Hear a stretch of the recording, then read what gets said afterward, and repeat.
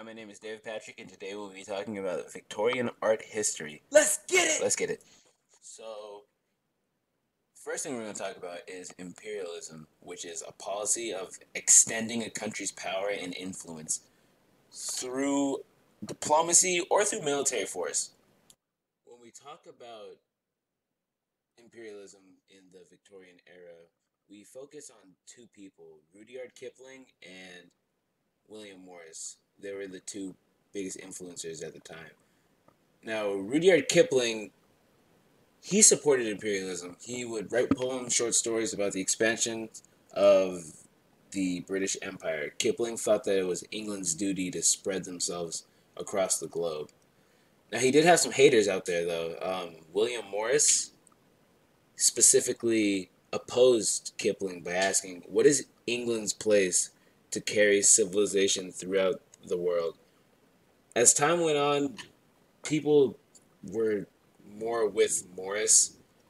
They were less about the idea of like taking over the world, and the public's approval of imperialism went down. Now we're going to talk about realism and its writers.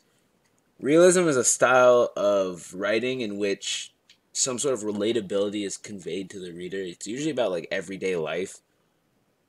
Some of the most prominent writers in realism were Charles Dickens, the Brontes, and George Eliot. You're probably familiar with the name Charles Dickens. He was probably the most recognizable name in realism. He released works such as Great Expectations, Our Mutual Friend, and David Copperfield. Fun fact about Charles Dickens, he had a pet raven. The Brontes were actually a family of people. There's three Brontes specifically who published books, novels. Charlotte Bronte, Anne Bronte, and Emily Bronte. They produced best-selling books such as Jane Eyre, Wuthering Heights, and The Tenet of Wildfell Hall. They did have another brother, Branwell Bronte. Not as important, but I thought worth mentioning. The last realism writer I will talk about in this portion of this video is George Eliot. Now, you hear George Eliot and you're like, that's a guy, right? Psych! You thought wrong. Actually a lady who used a man's name as a pseudonym.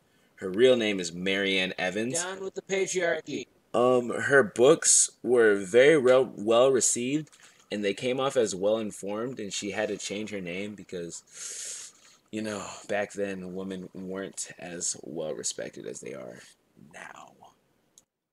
The last topic I will talk about today is naturalism. Naturalism is a lot like realism, but a bit less forgiving.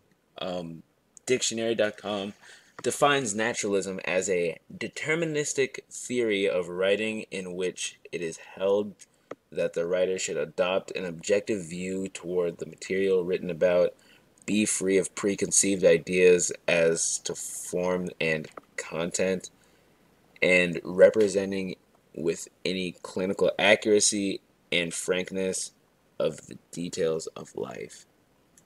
Naturalism was basically just like realism, except everyone would usually die and you'd learn something at the end of the book. The most prominent writer during this period that practiced naturalism in their writing was Ed Hardy, Thomas Hardy. Yeah, it's Thomas Hardy. He wrote books like The Mayor of Castor Bridge, The Return of the Native, and Far from the Maddling Crowd.